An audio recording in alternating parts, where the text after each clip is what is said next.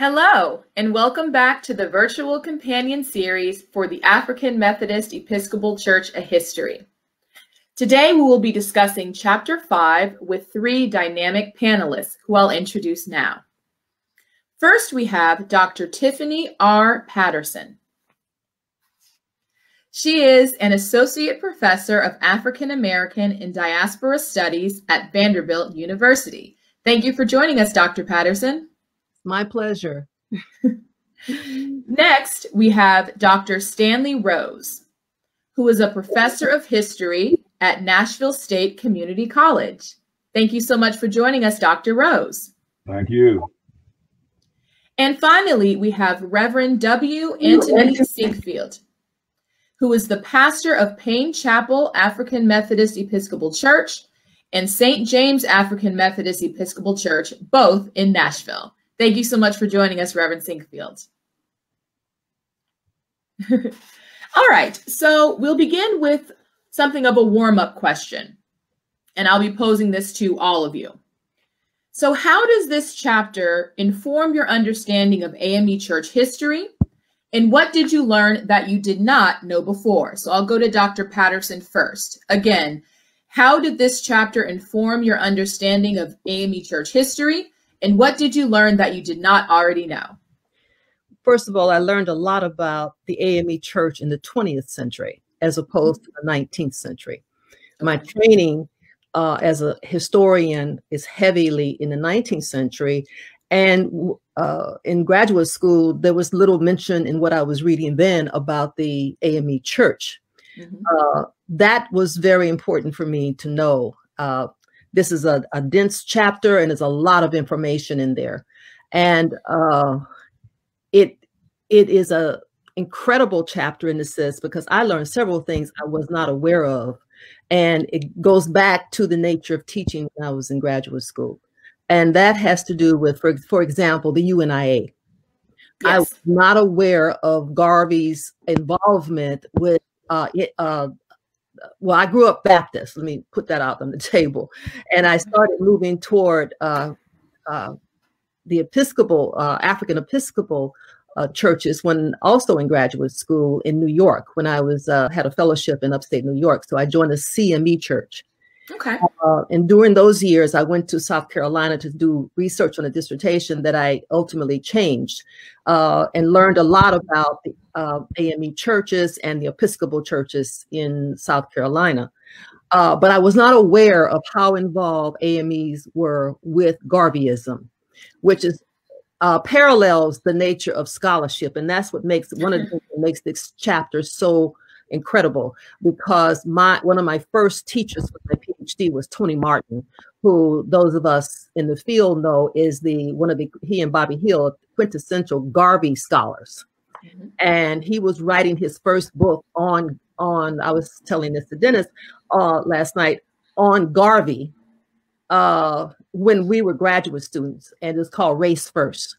And he was rehabilitating Garvey in terms of a previous book by a white scholar named Cronin, who had just denigrated Garvey and the Garvey movement. To read this book, this chapter rather, about how important Garvey was stunning to me. And I also think it's just an incredible bit of research because that's what I think that Dr. Dickerson has done, is fill in these incredible gaps on the UNIA. There were a few other things, but I'll stop there. Okay. Okay, thank you for that. I'm going to go to Dr. Rose next, but first I want to say hello to a few of our audience members. Good afternoon to Prudence, Nicole, Reverend Orcella, John, Dr. Diamond, who was my professor at Spelman, Marilyn, Terrence, and Elmira. Hello, and thank you all so much for watching. Several of you were on the panel with us previously. Thanks so much for joining us again. Dr. Rose, same question. How did this chapter inform your understanding of AME Church history, and what did you learn that you did not know already? I was surprised at the AME's inclusion in the Garvey Back to Africa movement and also the Great Migration. Because when you teach history from a holistic standpoint, you kind of miss some of the religious aspects of it. I was really surprised by that. But what even surprised me even more was the fact that in some of the northern churches, light-skinned blacks sat on one side of the church, dark-skinned blacks sat on the other. Very interesting. Okay, very interesting. I just wonder what Bishop Allen would think of that. Mm. All right. And Reverend Singfield, what are your thoughts? Can you unmute yourself?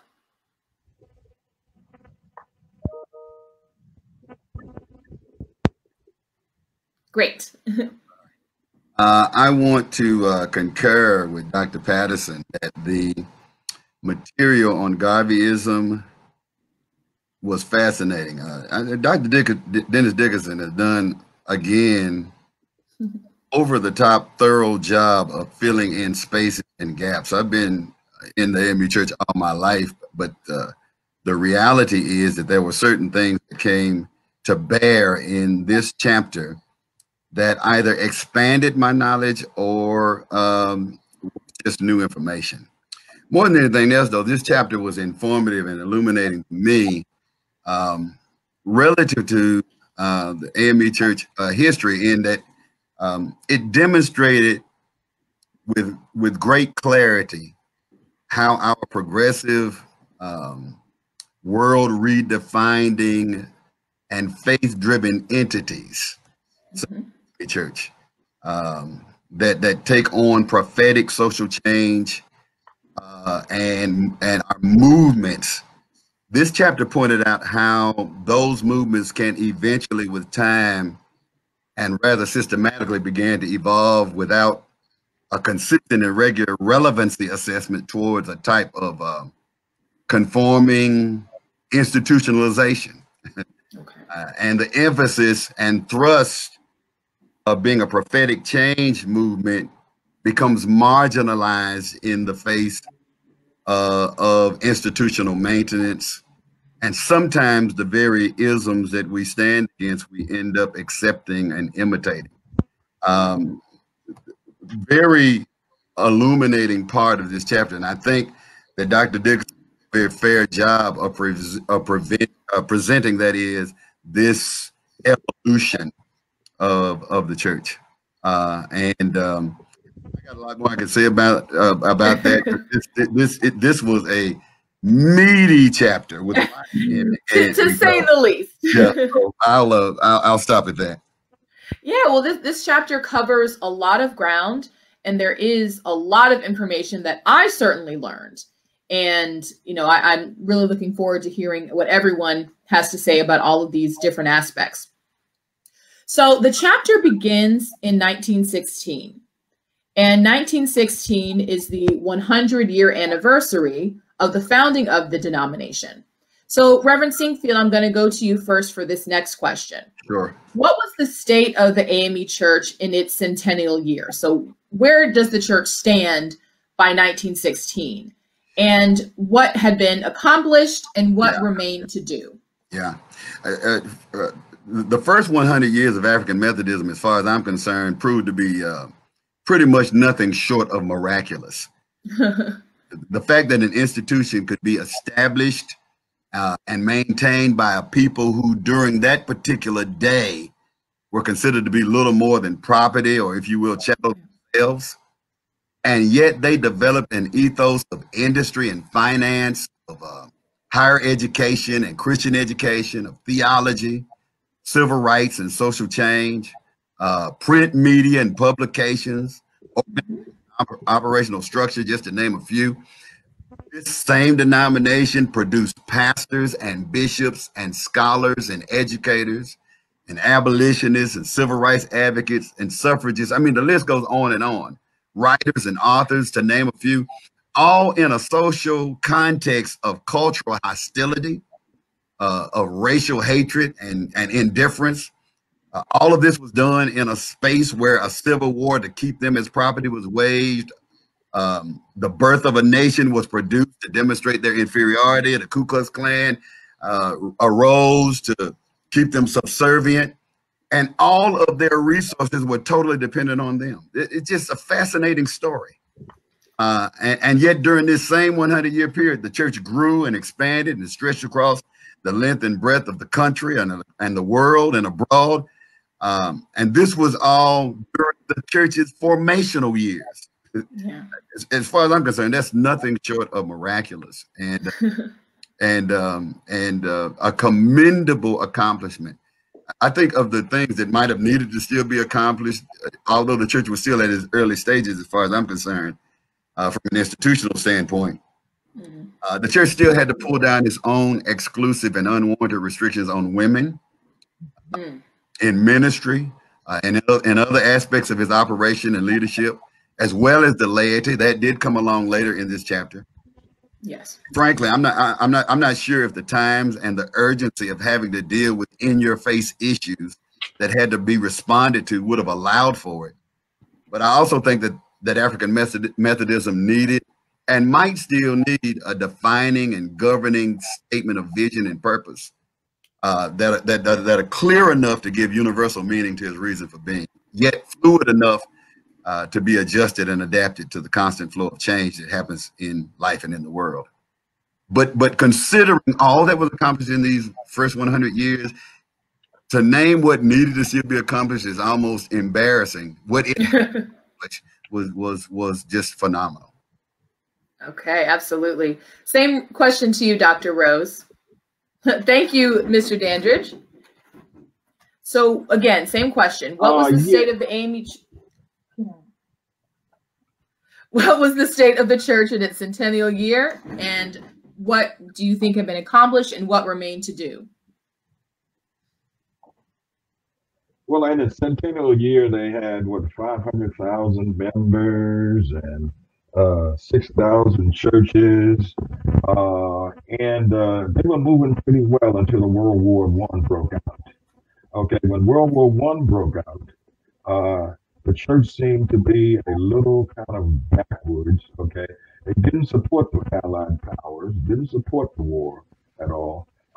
They were proud of the soldiers, the African American soldiers that went to war. Very proud of them, but could have given them more support. Could have given them more support. And I think they were kind of in lackadaisical. Okay, after that first, after the first 100 years, in moving forward in some issues, in some social issues. I thought they were a little behind, a little lackadaisical. When other people were moving forward, they were kind of like staying level, staying steady. Do you have a particular incident in mind when you say that they were too lackadaisical about certain things? Yeah, about supporting the war. I think World War I at that time, and also specifically supporting the soldiers, because the soldiers in World War I wanted to show the United States that they were equal to white soldiers. Okay, and they really needed a push there. They really needed a push from the church and everybody, okay, to give them that support. Okay. And Dr. Patterson, what are your thoughts on this question? Well, I have, again, I've read only this chapter so far, but my knowledge and the comments that have already been made brings me to pick up on what's already been said about supporting the war. Mm-hmm. I've done a paper, which is not published yet, on the role of women in supporting the soldiers. And what comes to mind, Addie Hutton, who she and her husband worked for the YMCA, and he traveled to the war zone in this period to treat soldiers, and came back and understood how desperately, how badly Black soldiers were being treated. And so that's something that could have been looked at much more closely. The other thing is that, picking up on Rose's argument about colorism, about being surprised about colorism. I teach courses on slavery, and every slave society, including the ones that AME would be very involved in, I'm thinking of Cuba and Jamaica and South Africa and so on, are struck by color. And it's an issue in this country that we took a long time to address. And I would go so far as to argue we still have not addressed it. Our students are still coming in with this question about color. So I'm quite different in this sense. I'm not surprised, because some early research in South Carolina back in the 80s I went to the St. Mark Episcopal Church to do some work on the Brown Fellowship Society, which was a burial society. The Brown Fellowship, St. Mark Episcopal Church is not an AME, but that church is completely structured by color. And when you walked in, you could see it. I mean, it was hardly anybody Black, dark-skinned Black in that congregation. So this is an issue I would argue is not, we don't address it as much, but back in the early part of the century, if you look at what writers are writing about, they are writing about color. So I'm not surprised that the AME church, some AME churches, I don't know if all of them did that, practice colorism, pure and simple. And so those are issues that had to be addressed. And I agree with the two previous speakers, to have 500,000 members was an enormous accomplishment.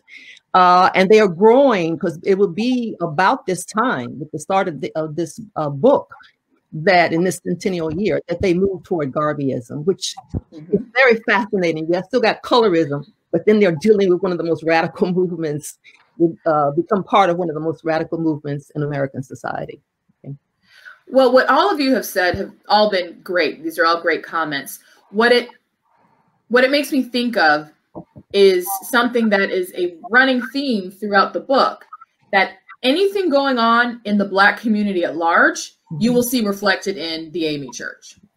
If the Black community is dealing with World War I, the AME Church is dealing with World War I. Right. If the Black community at large is dealing with colorism, the AME Church is dealing with colorism. Right. So it goes again to one of the themes of the book, which is AME history is Black history. It's not, you can't divorce the two. They're both connected inextricably. So absolutely. So Dr. Rose, you had a lot to say about World War I, so I'd like to go to you first on this next question. How did AMEs react to the outbreak of World War I, which you've spoken about a bit, and did that reaction surprise you? Yeah, I think I've already kind of talked about how they reacted to World War I. They were a little hesitant to support anybody, even to support the Black soldiers, and I was surprised by that. I was really surprised by that, because like I said before, the African American soldiers needed their uplift from the church. They needed to be supported by the church, and they really didn't get that during that period. They really didn't get that, and so I was a little shocked by that. I don't know what else they could have done. That was their feelings at the time. But we have to look at the period of World War I and what was going on at that particular time. Look at it holistically and see what's going on. And we have the beginnings of you have the beginnings of the automakers coming in trying to make cars. You got the big companies coming in and taking over. You got all these things going on. You got the beginning of the stock brokers, the stock markets coming into it. Everybody's buying stocks. Okay, and everything's fine. Okay, everything's fine in the United States at this point in time. Here again, everything's fine except that the AME Church in this particular instance is kind of lax on supporting the war, and the war is going to be good for African American soldiers, and it kind of bows out on that. Okay. And Reverend Sinkfield, what are your thoughts on this question? Well, I appreciate what Dr. Rose is sharing. My spin on the question is more so, how did we nationally respond to the reality of the outbreak of a world war? And I think that the text suggests that our response was that of ambivalence. Yeah. The text strongly argues that while on the one hand the war was repulsive and inexplicable, destructive display of human carnage, it would lend itself towards one believing that an entity with a spiritual and moral center, like the church, would join with most of the religious bodies of the area of that time and take a standing as a pacifist against the war. But the text contends that the AME Church's ambivalence was driven by the fact that the war provided opportunities for African Americans and vocational possibilities in chaplaincy and for Black clergy. And in fact, a significant argument of the chapter is that the church saw the war from the broader pragmatic considerations versus an issue that needed to be addressed from a moral standpoint. So you asked, does this reaction surprise me?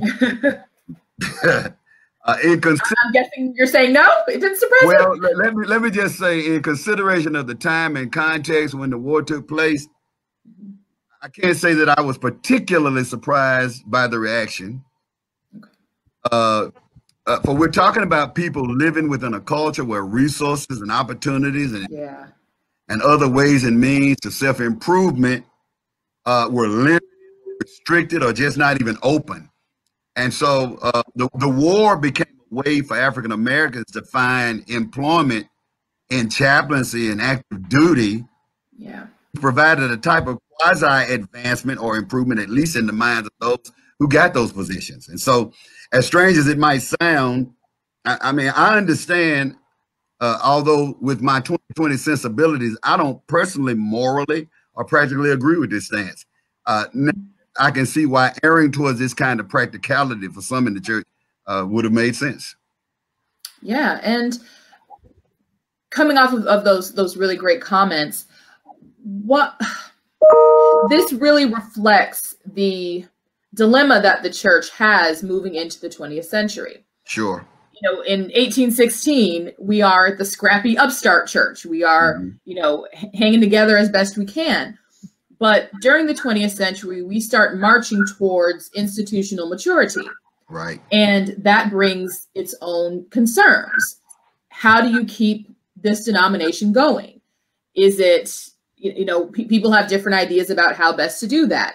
Do you, you know, focus on evangelization? Do you focus on, you know, these moral imperatives? Do you take to the streets? What is the best way to approach that? And that is the issue that the church is really wrestling with, not only during World War I, but throughout the 20th century. And in this case, firstly, I'm sorry, go ahead. And in this case, the church determined at least to take a stance of the practicality of what the war could potentially produce for its people, and eschewed really any type of moral or theological stance concerning the rightness or wrongness of a war, particularly one of this kind of unprecedented carnage. Yes. Well, before we move on, I want to say hello to a few more of our audience members. Greetings to Quincy, Alvin, and Mary.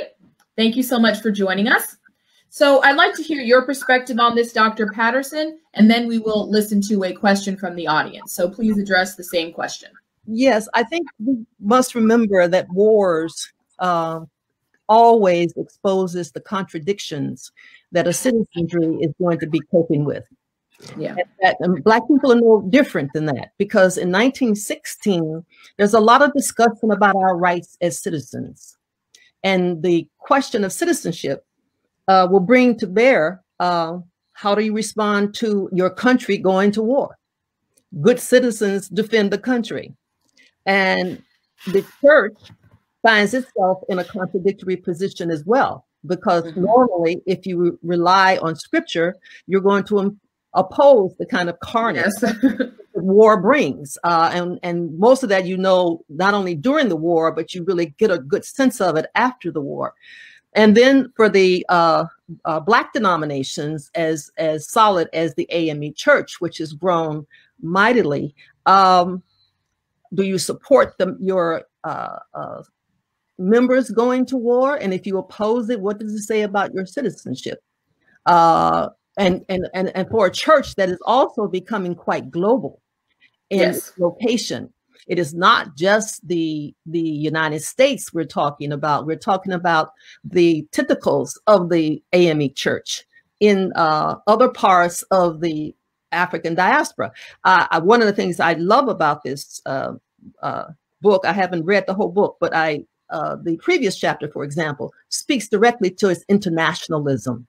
Yes. And so it's not surprising that there are ambivalencies that don't get worked out in 1916 at all. It will be a brief, 20 years later, that African Americans will go to war again in defense of in another country. They will go to Spain, for example. A lot of the writers, Lou Hughes and others, went to Spain to pick sides on these various wars. So what the church is grappling with are the contradictions of American societies, contradictions of citizenship, and the contradictions of coming out of slavery as a people who have been exploited already for 200 years, and then finding their own way. And finally, the war industries, let's be economic. The war industries for many provided jobs. Yes. Especially at a moment of the Great Migration. They're leaving this. Yes. I'm from that family, families who came north, but my parents were part of the second Great Migration, which we'll look at in World War II. They left Mississippi because of the racism, but because of the opportunities as well.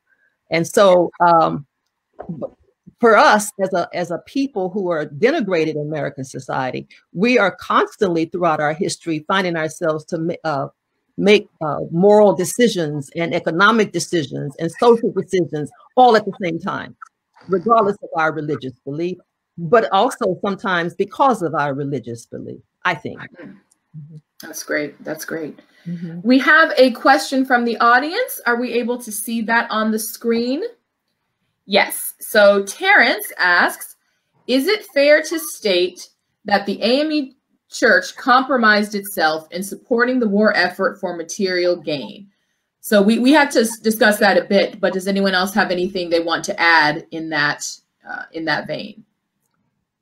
Did the church compromise itself in supporting the war effort, or do you view it as, it's something that the church pragmatically saw that it had to do? How do we view it? Is it a betrayal of their religious faith, or what do you think? I don't think it was a betrayal. I think it was the reality of the contradictions that human beings find themselves in. The church is in a difficult situation. The last thing they wanted to be accused of is not supporting the United States. But the other reality is that it created jobs. As men went off to war and the migration began, and it will continue up to World War II, a lot of women went into factory work. This is not only a period of migration out of the South, it's a migration into the country of other Black groups, of West Indians coming, especially in the West Indies, coming into the United States. And all of these groups of Black people are having to negotiate citizenship, racial realities, violence in the country, as we'll probably get to talk about the lynchings that are taking place as Black citizens are being pushed back by the systemic racism that govern their lives. So I wouldn't use the word compromise. I would say that the church found itself in contradictory spaces. Yeah. I'm not compromised. Okay. Yeah. Dr. Rose, what did you want to say about that? I don't think that the church's perspective was going in that vein. I don't see the church's. I don't see their perspective going in the vein. Well, guess what? If we have the war, we're going to have more jobs. I don't understand that their perspective was that narrow. I just can't believe it was that narrow. Okay. I just can't believe that. First of all, they didn't support the war. Okay, they didn't support the war, and they still had more jobs. And you still had people having jobs to support, to work in the factories because the soldiers were gone. You still had people getting jobs. So they didn't support the war, and they still got jobs. I.e., they probably had, when they started looking at, putting money in the basket, it probably improved a little bit. But I can't believe that was their perspective. I can't believe it was that wide or not wide, but that narrow. I can't believe it was that narrow. Okay, they were going to get money anyway. They were getting money anyway for those people who are going to get a chance to work in the airplane industry, to work in the munitions industries. They were going to get that money coming into the church anyway. I can't believe that whatever have a narrow perspective like that. Okay, Reverend Sinkfield, did you have anything you wanted to add? I'm just not sure from the question how the word compromise is being used here from the standpoint of is it to suggest that the AME Church had a moral stance or moral statement that it had already articulated concerning engagement in war or lack thereof? Again, because this is an embryonic movement and because this is an oppressed people, they are who are seeking the deliverance and the freedom for all of their people and their constituencies. AME Church is now being forced during this time frame to offer responses to moments that are encountering it that it had not encountered heretofore. And I think it's challenging to use the term compromise only from the standpoint that it assumes that there was already a stated stance one way or the other on what the church would do or not do with war. Now, if one is going to be biblical from that standpoint, that also creates another compromise challenge, because it's according to whether you're a Hebrew Bible scholar or where you land there. So, I mean, war was frequent in the Hebrew Bible and in fact affirmed and endorsed by Yahweh. So at least that was the interpretation of those who were engaging. So it's a tough question, but I think in fairness to the church, we have to deal with the fact that the church was unpacking its reality on the fly with moments that were hitting it that it had not had to respond to up to that point. Absolutely. And it's also worth noting that there's a difference between what the denomination does as a denomination and what individual AMEs do. So absolutely. Yeah. Okay. All right. So Dr. Rose, also during the course of this period, you have the rise of Gandhi's nonviolent movement in India. Why do you think so many Blacks gravitated towards this nonviolent approach? Well, I have a different angle on this one. Okay, I don't think that, from what I'm reading, I don't think that a lot of Blacks went down that road, okay, of passive resistance. Okay, I don't think a lot of Blacks went down the road of passive resistance. We know later on during the civil rights era, okay, Martin Luther King, we had a whole lot of African Americans, of course, with the sit-ins and everything, react to, use passive resistance. But during this time period, it seems just like a few AMEs kind of acknowledge passive resistance. And those that did acknowledge passive resistance saw the similarity between what Jesus would do.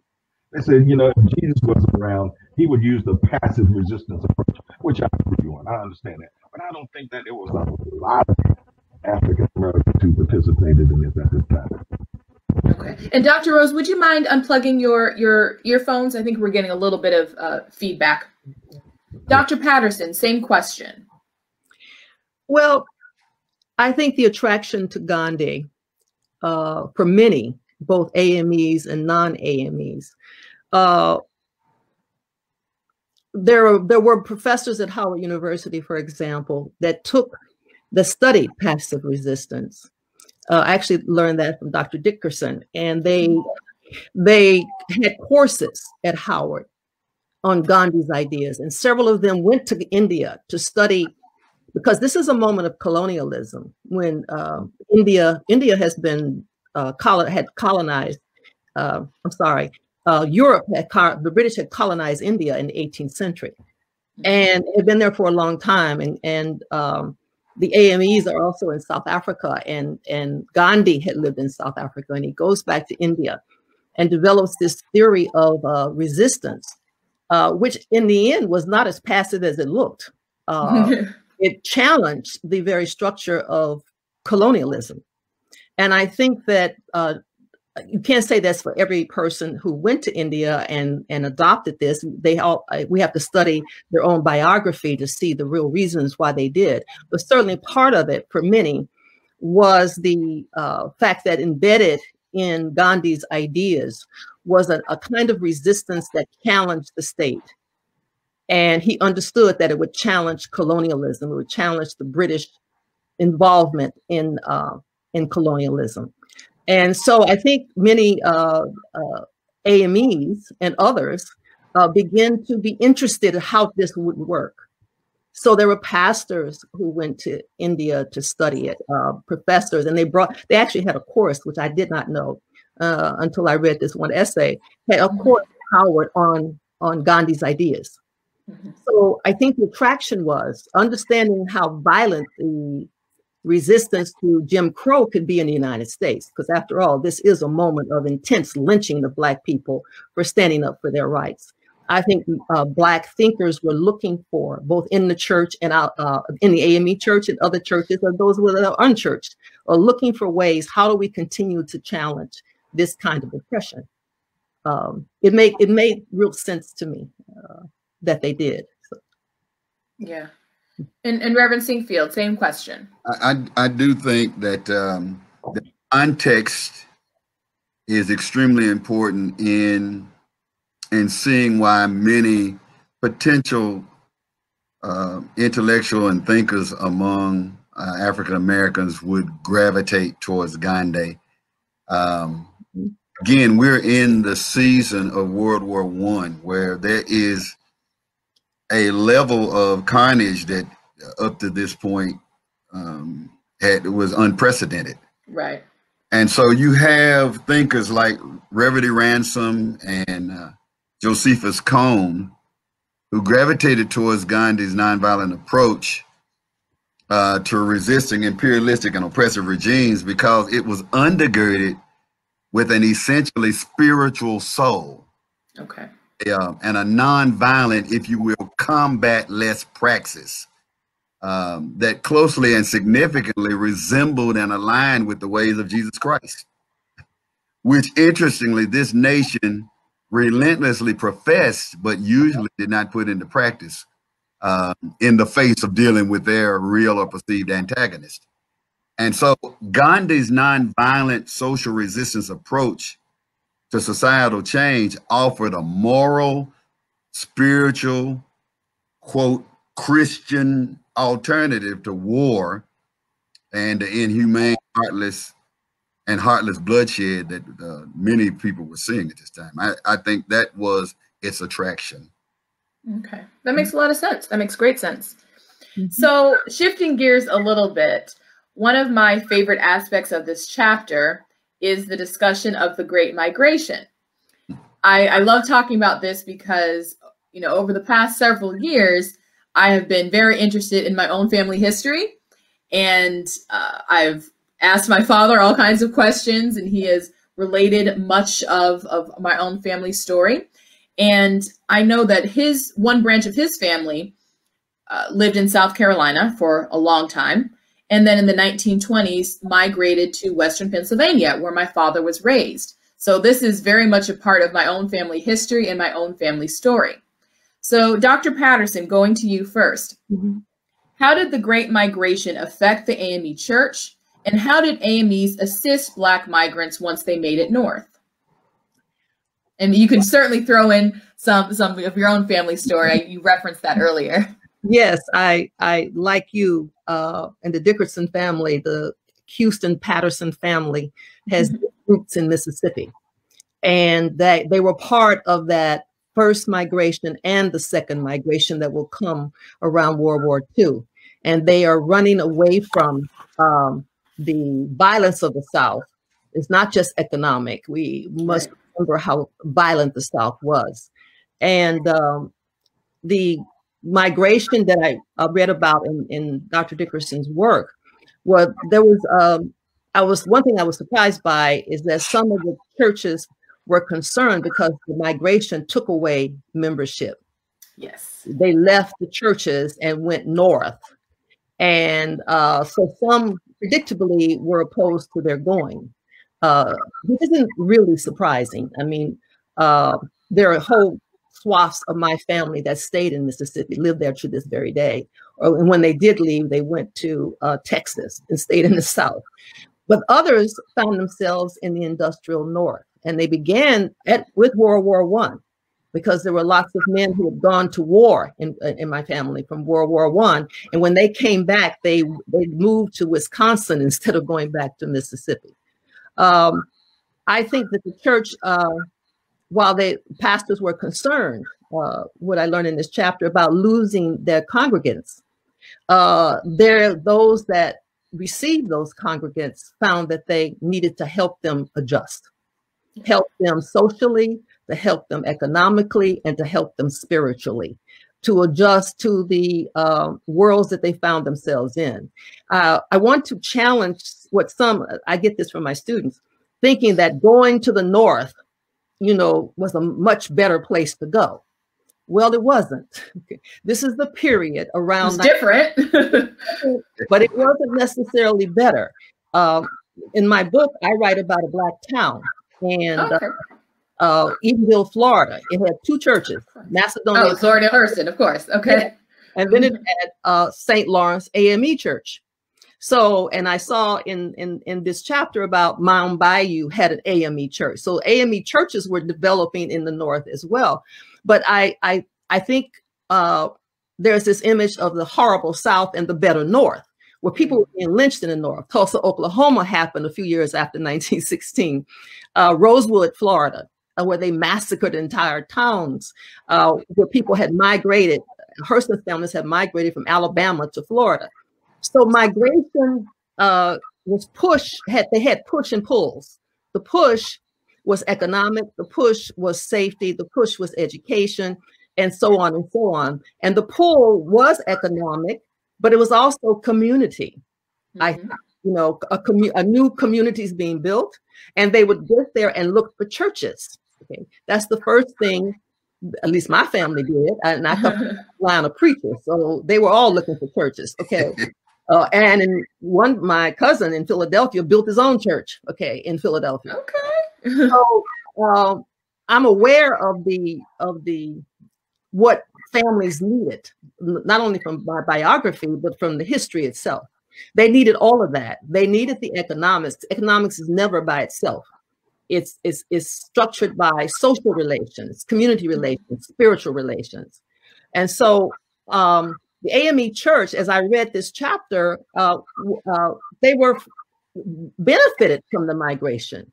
Churches grew in the north, congregations grew in the north, and they didn't disappear from the south. Some churches experienced a loss of congregants, but at the same time, others grew. And I think being concerned, one last thing I'll say, I'm talking too long. One last thing that interested me from this chapter too is the reality. We tend to think that everybody wanted to leave the South. Everybody did not believe that you should leave the South. There were many people who thought you should stay. And that's referenced in this chapter as well. And it's referenced around the churches, but it was much broader than that. Yeah, and I'm glad you made that point, because the migration, it's not only about migrating from the South to the North. Mm-hmm. For those who remained in the South, some people stayed in the South, but they migrated from a rural environment to an urban environment. Yes. So migration isn't only about going north or going west. Mm-hmm. Sometimes it's going from the country to going to a city. So we have that story in my family as well. The urbanization of the South, so to speak. So exactly. And Reverend and Dr. Singfield, what are your thoughts on that? Do you have any migration stories in your family that you're willing to share, or what's your perspective on the denomination and the migration? Yes, I do. The Singfields are pocketed in central Georgia and northern Alabama. Okay. And for all of my life, I did not know Singfields existed anywhere other than central Georgia and northern Alabama. And then the AME Church happened to send me to Ohio to pastor. Okay.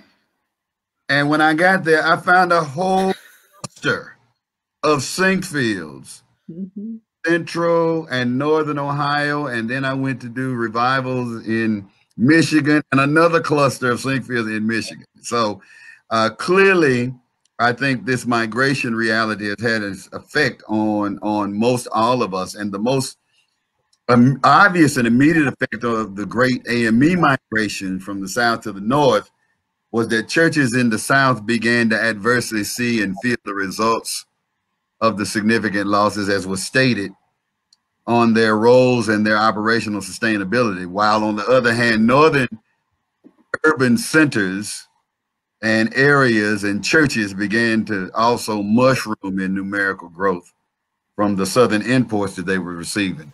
Although the interesting thing that I found in the chapter was that statistically, the overall church numbers did not improve during this period, and in fact, actually dropped, which was an interesting reality to unpack. There was also a significant white backlash to this new onslaught of new Black workers looking for jobs. Adverse discriminatory practices and exclusion from labor unions left a great number of African Americans in a state of what Dr. Dickerson called economic vulnerability. And so the church sought to step in with social opportunity to provide for basic needs. General Conference reallocated some of its funds from foreign ministries to provide some aid and relief. Annual conferences and local congregations stepped in order to embrace and aid these newly transported Southern brothers and sisters. The church also began to lean into assisting to open doors for Blacks to become a part of unions. Later in the chapter, we see that, and actually to seek out workplaces that were amenable to these new transports. And so the church sought to respond. See this great migration and the church's response in the same way that I see the church responding to World War I. A new thing, completely unexpected, completely unprepared for, that the church sought to, in its tangible and practical ways, with its limited limitations, resource-wise and others, to respond to and embrace. Not to mention the other things that we'll talk about later relative to, colorism and the like. But these are the things that I see affected by the Great Migration in the AME Church. Okay. Okay, and Dr. Rose, did you have anything to add about the Great Migration? Any family stories you're willing to share, or just general thoughts on the AME Church's role in this? Yeah, I can't give you a family migration story. But when we talk about the Garvey movement, I can kind of chip in. My father was from Jamaica. Okay, so I can chip in on the Garvey movement a little bit. Oh, absolutely. Okay, my mother's family is from Maryland. So I can't chip in any special migration stories, but I just want to add a little bit about that piece. People like Bishop Flipper, okay, and who was in Georgia, okay, did a whole lot to help the people who were migrating from Georgia to the north. He supported that, even though he was losing church members. Bishop Flipper supported that approach, which I thought was great. He thought that when they got to the north, they would definitely benefit from that move. And which was very interesting. And another thing I want to add, sometimes when the new migrants came north and they went to the AME churches, they found that the AME churches were kind of stiff and staid. And some of them you're getting to the next question I wanted to ask, but okay. Okay. And decided we like that music in the Baptist church. We like what the Pentecostals are. I'm trying to mess it up now. We like what the Pentecostals are doing. And so just want to add that point there to that. No, absolutely. You are absolutely. That's all no, but you're getting to the next question I wanted to ask. So you have this migration happening. You have people who are from a Southern culture now interacting with Northerners, and some of these Northerners have been in the North for generations. So there is certainly a cultural division. And so the church has, some decisions to make. Each individual church has to decide, how much are we going to embrace different musical forms? How much are we going to embrace technology, which at the time was, radio? And, churches made different decisions. So I'm going to ask this to Dr. Patterson first.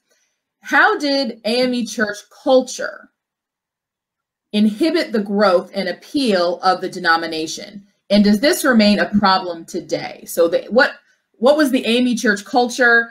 How did that inhibit the growth and appeal of the denomination? Is that still a problem? Hmm. Well, some of the things that inhibited was church class structure. We already alluded to that. I think people forget that churches have class structures, just like other institutions. And so the perception about which class you come from, is it an elite church, which also oftentimes refers to color, or is it or elite in terms of being dominated by professionals? That was also true in the Baptist church as well. That would inhibit. And then how would you, in Gary, Indiana, for example, which was a working class town, which is where my parents went, our church was more lively, shall we say, and the music was more lively. And I learned early as a 12 or 13-year-old kid enjoying people shouting in the church. First Baptist, for example, where my aunt went, was what we call sedity. And can you unpack what that term means? Sedity. You didn't shout. You didn't show emotion. You had to dress a certain way. It's in this chapter about how people dressed. Not everybody who came north had money, and they couldn't appear. And growing up in the Chicago area, I have so many, going to Wisconsin, for example, to where my family had churches, you could be judged very harshly by your cultural baggage and what you expected from the church. And so there is a conversation about religious culture, about how the service goes. What's the music like? Will you sing the popular songs as opposed to the old hymnals, and so on? And I must say, AME Church has that same discussion as well. And some of it's driven by class. A lot of it's driven by class, which intersects with color. It's driven by age. You have an older, more calm, like small c conservative. Yeah. Conservative. That's the word I'm looking for. Small c conservative, more conservative. And churches will debate based on what I've read and what I know, will debate the utility of going from one approach to another. And people will reject churches based upon that kind of cultural religious behavior. That's embedded in culture. It's embedded in spirituality. It's embedded in the time. Okay, I think we have to consider all of that when trying to unpack it. Yes. So Reverend Sinkfield, I'm just waiting to hear what you're going to say. Firstly, how did the culture inhibit growth and appeal? And then, is that still a problem today? Is that still something we contend with today? I know you have an answer to that one. Do you know that? I appreciate Dr. Tiffany calling some of the churches sedity. I've heard the silk stocking or sow's ear. The inhibition to this growth happened primarily during this great migrational period, when some of the southern migrants would encounter, north classes, discriminatory swank, what Dr. Dixon called swank churches, who were not intended for the, I love this term, not intended for common herd. And then these high churches of middle class orientation. It was pervasive because a lot of the people who came from the South came to the North with their own unique styles of worship and musicality and spiritual expression and nuance. And these unique features from the South irked some of the Northern personalities who encountered them in the Great Migration. Mm-hmm. Does it still exist? Yes. I actually spoke to one of my mentors, one of the sage pastors in my development, who told me with a great deal of pride that he was the first pastor so-and-so AME church who was Black, who they let come and stay, which I found to be a fascinating reality. And And so when you think in terms of the fact that those things still exist, can they still exist? I think everything Dr. Patterson said is on point. And COVID-19 is a fascinating revealer of how our hesitancy at adopting and embracing technological innovations has put some of our congregations behind the curve on being relevant during a season such as this. We're seeing it manifest itself right now, where people swore, I'm not going to have a computer, or I'm not going to use the internet, or I'm not going to do this. And now churches can only meet in certain spaces, and people are restricted from participation because of our hesitancy or resistance to the changes in technology. And that is something one of our audience members, Terrence, is speaking to here. Ironically, we still struggle with new ideas and technology. For at least years prior to COVID-19, there was a push to move to other forms of worship, technology, etc. Indeed, the past is prologue. So absolutely, that makes what we're talking about in this chapter so relevant. That on the one hand, yes, there is a way that AMEs do things. There are, we have deep roots. We are Methodists. You need to have, the call to worship. You need to have the hymn. I mean, that is who we are. And if we just throw all of that away, then we're not really AMEs. But at the same time, how do you remain AME, but also move with the times and embrace aspects of modern technology and these other forms of worship to meet people where they are? And finding that balance was hard then, and it's still hard now. And Dr. Rose, do you have any comment on that? You said a bit about it earlier, but do you have any additional thoughts? Yeah. And just some other things, when some of the northern migrants were, when they moved from the south to the north, some of them, were looking at it, look at the kind of music that was being played in some of the churches. Some of them were used to Negro spirituals. We used to Negro spirituals even. Okay. And, some, they were used to that and they weren't getting that. And also what's coming on when they start to move in that part of in that time period is their radio gospel shows.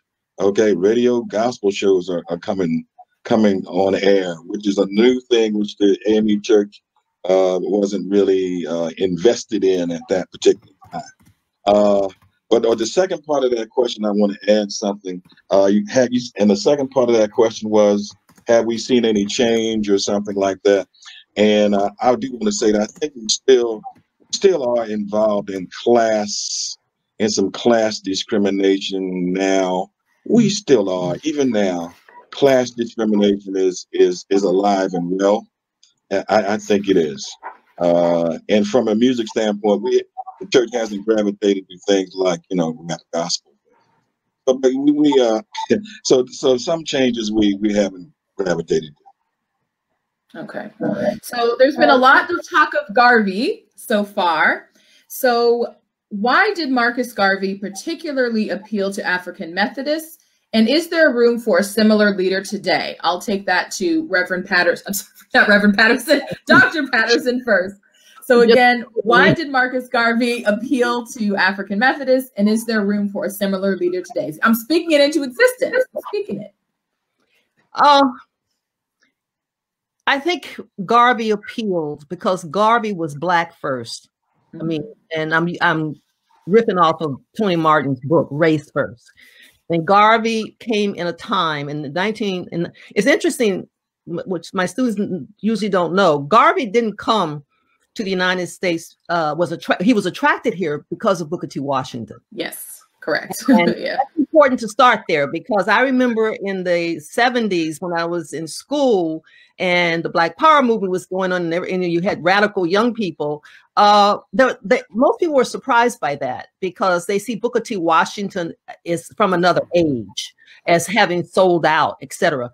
Not for Garvey. Garvey came to the United States because he read Washington. And from his perspective, Washington put race first. So he comes in 1916 at the beginning of this centennial year, and he misses Booker T. Washington by 1 year. Booker T. Washington died in 1915. And he built an organization. Garvey's organization is much bigger than most people know. As this chapter makes clear, he was in Cuba. He was in Africa. Rawlinson has a book on agrarian Garveyism. through the rural areas. The Garvey, that's where Malcolm X comes out of Kansas and so on. And Garvey, whatever his shortcomings, and there were many, he appealed to a racial pride. He appealed to, we can do this for ourselves, we can build our own businesses, and I will, and he appealed to the pride of being Black people, of being African people. And I think that when you think about the AMEs, at least my sense of the AMEs, and why in the end, after moving to Nashville, I joined an AME church. Because for me, the AMEs, the African Methodist Episcopal Church, had that same kind of reach. In other countries, it's a Pan-African church. It's not just a United States church. And I think that's why I was able to reach out beyond the US borders. Because if you are talking about colonialism, we forget that the United States is a colonial country. It's sided with, when 1916 comes, it's siding with Britain and the French and the Dutch in terms of what they had prosecuted for 400 years. And so here comes Garvey saying, we don't have to accept this. And so people gravitate across language lines. After all, and he was based in New York, and there were lots of Puerto Ricans. The Association of Caribbean Historians have been doing a lot of work in non-language areas, in the Dominican Republic, for example, of how important Garvey was. So Garvey fit the AME in the sense that the AME church was, in my opinion, is radically identified with Black folk. And Garvey radically identified with Black people. And I was surprised to see that they had actually done it.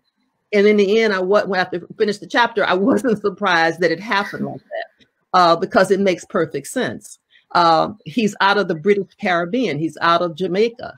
And when you look at Jamaican culture and Barbadian and Trinidadian culture, you see the similarities to the African-American experience, spiritually as well as politically. Okay. Mm-hmm. And Dr. Rose, do you have anything more to say about Garvey and his appeal to AMEs?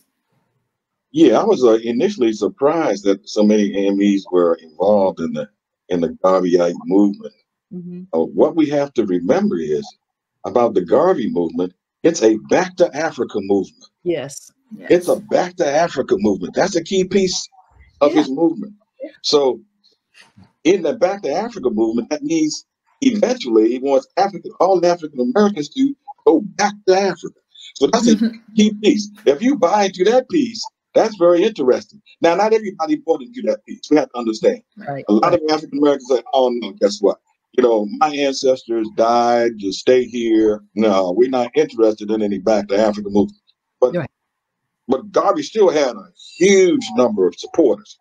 And when we start talking about the supporters of Garvey, we can't discount the number of Caribbean AMEs that were instrumental in supporting Garvey. Mm-hmm. You had them from Bermuda, Bahamas, all gave their support to Garvey. They gave him so much support that I think some of them were even officers in the Garveyite movement. So it's very interesting. How we got involved in that. And the other part of your question, where I think was, could we see somebody like Garvey kind of come into existence today? I don't see that. I don't see a Garvey-like person come into an existence because I think we're built differently. I just don't see one person, all of us kind of following one person. I just don't see that. Okay. Mm-hmm. All right. I want to move along to another question that is raised by this chapter. Something I found, I guess not surprising, but I was always excited to see. At all these general conferences, you have all these really impressive people showing up. You have Eleanor Roosevelt showing up at the 1944 General Conference. And in the previous chapter, we looked at all the times Booker T. Washington showed up at General Conference. So what do these events say about the influence and visibility of the AME Church? Reverend Sinkfield? I think one of the things that that it is important to note is that how shall I say this? Astute politicians and astute political figures understand the relevancy of endearing themselves to organizations that they can help, that they see can help to move their program or their own personal electorate. It goes without saying that the AME Church during the Roosevelt era in which we're talking was one of the most significant, if not the most significant, organized constitution of African Americans in the country, if not the world. And Roosevelt needed Black support to maintain the momentum and sustainability of his New Deal and the Second New Deal agenda. And so wise politicians have always found ways to endear themselves to Black constituencies that they felt they needed to garner the necessary support and endorsement for their programming. Even Roosevelt's appointment of Bishop Ransom and Eleanor Roosevelt's visit in the General Conference are indicative of the fact that the AME Church was both deemed impactful in its influence and visibility among African Americans insofar as its ability to convince its people to support a program or a politician.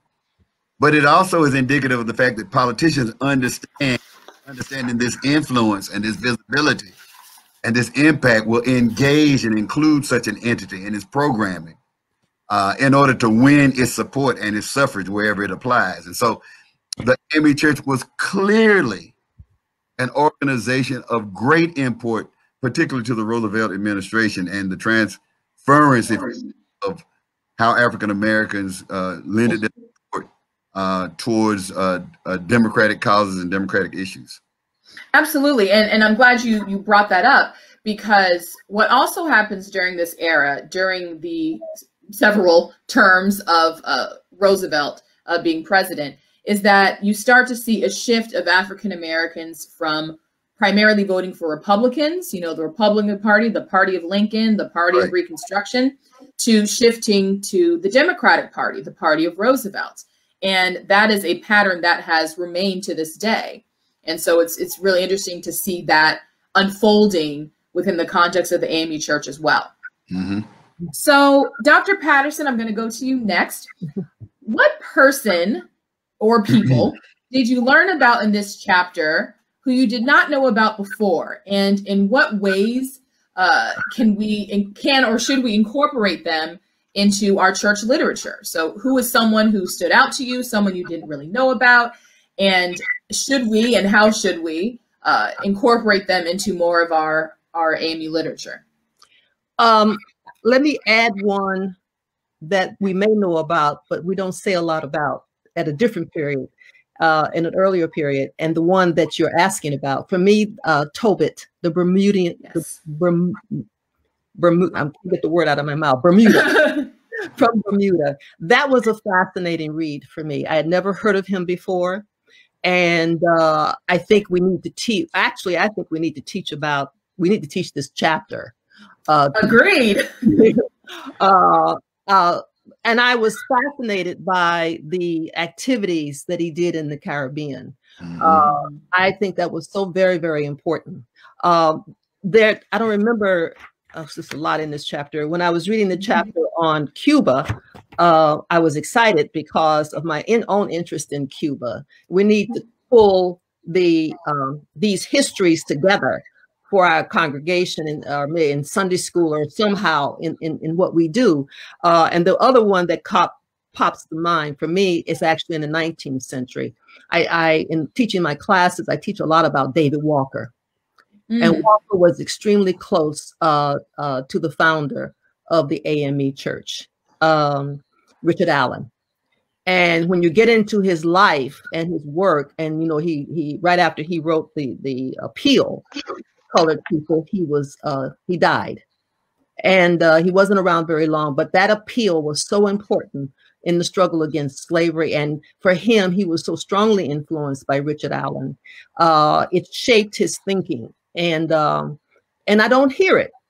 And That's, so I'd actually never heard that it put that way before. That's very interesting. yeah, if you read, it depends on which edition of his appeal that you read. I think it's Winks is the author you need to read. Because many people, and I did for a long time, thought he may have been murdered when he wrote the appeal in the 1830s. But he didn't. He died of he caught a fever of some kind and died shortly after it came out. But to me, reading this chapter, I think the church needs to do a lot more with all of these names that have appeared. But Tobit really captured my imagination because of my deep interest in diaspora.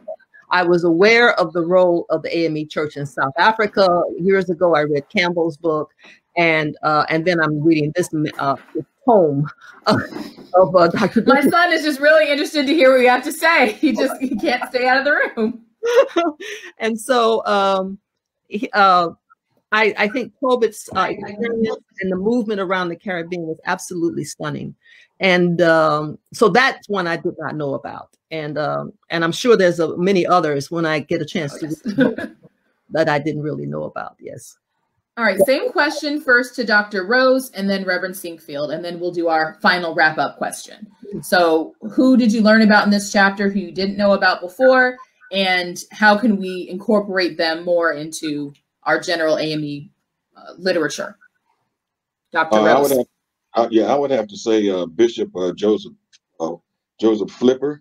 Okay, who was the brother of the first Black cadet to graduate from the academy, Henry O. Flipper. And what he was instrumental in was, of course, having African Americans from the South migrate, supporting that migration of Southern African Americans to the North. He supported that.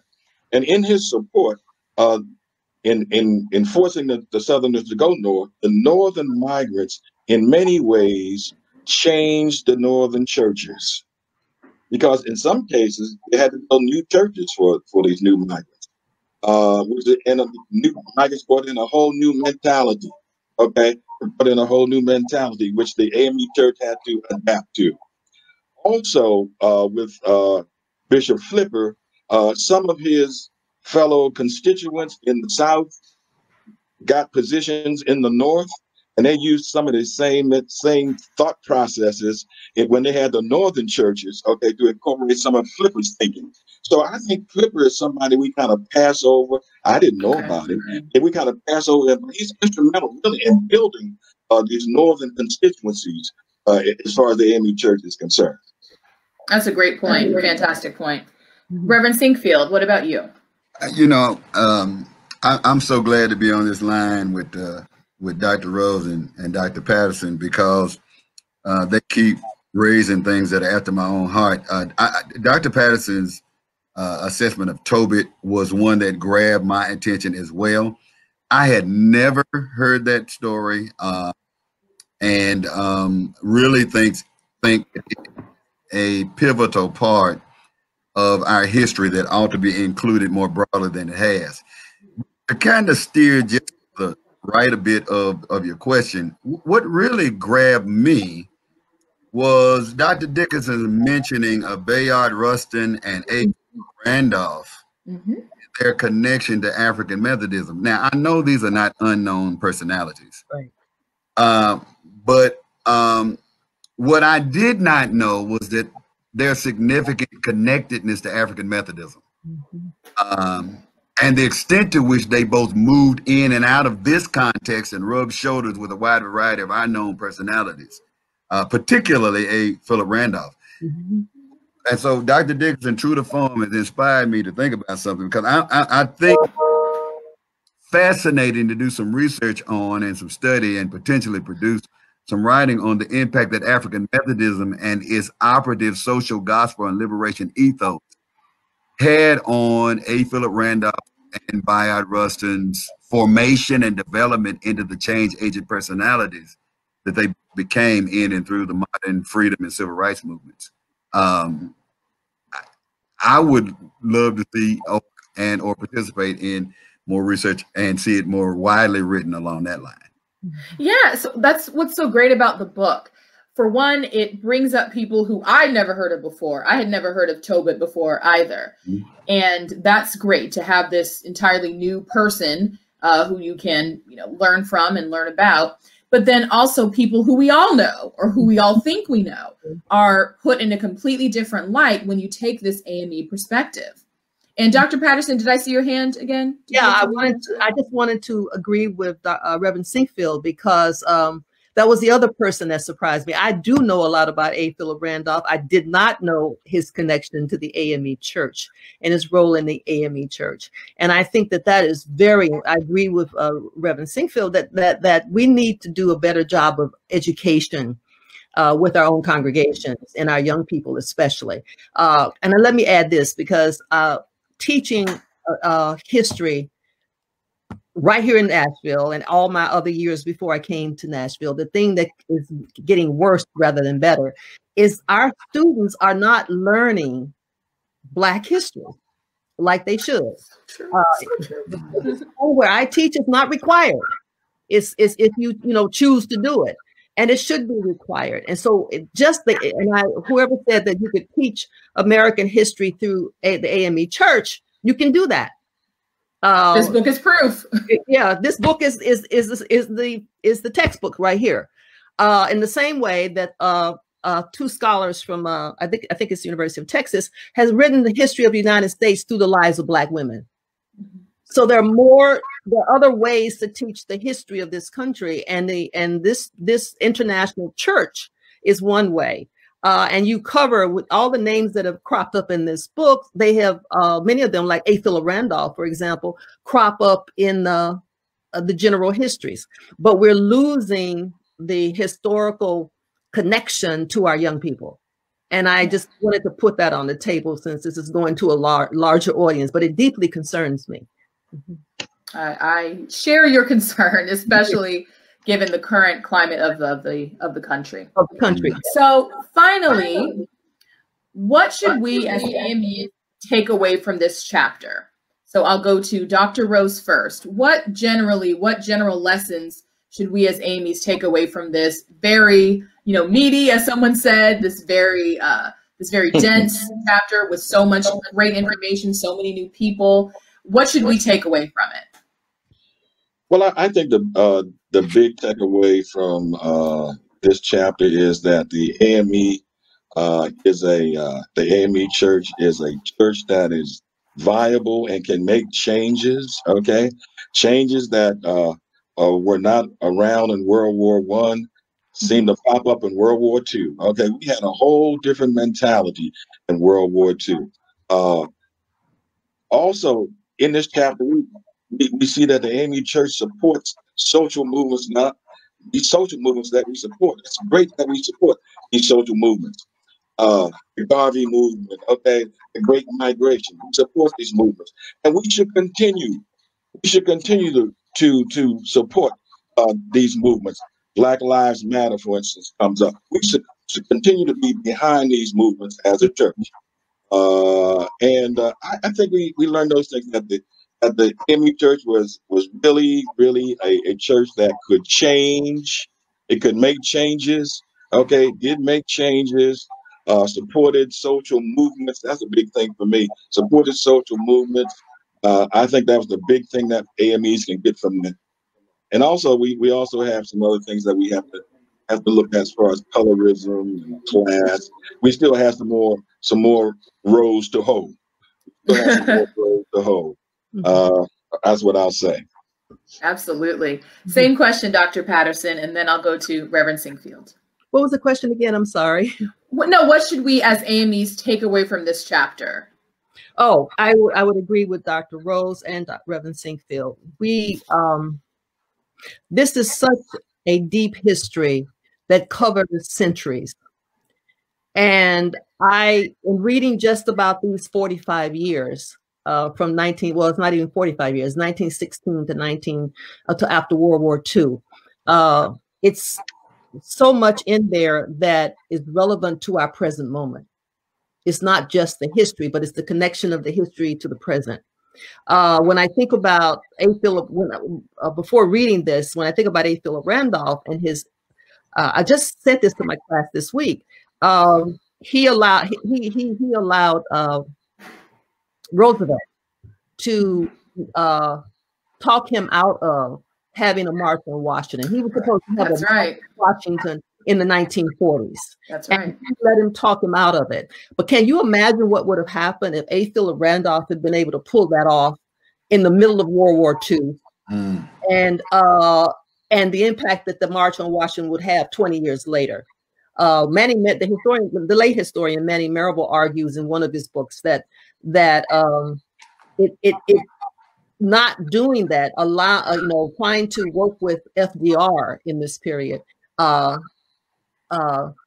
put the civil rights movement off by a generation. And I don't say that to criticize A. Philip Randolph. It is the details of this history that we should know as a people, because it informs, as we go forward, it seems to me, how we make decisions, how we struggle for changing the conditions, the violence. Let's just take the violence carried out by the police department. Every other day, somebody has been shot in the back. Right now, unarmed. That's what's happening. Dr. Rose said the Black Lives Matter. Where's the church on Black Lives Matter? Because Black lives, even though I don't agree with everything, we're never going to agree with everything. But the essence of what they are pushing, I deeply agree with.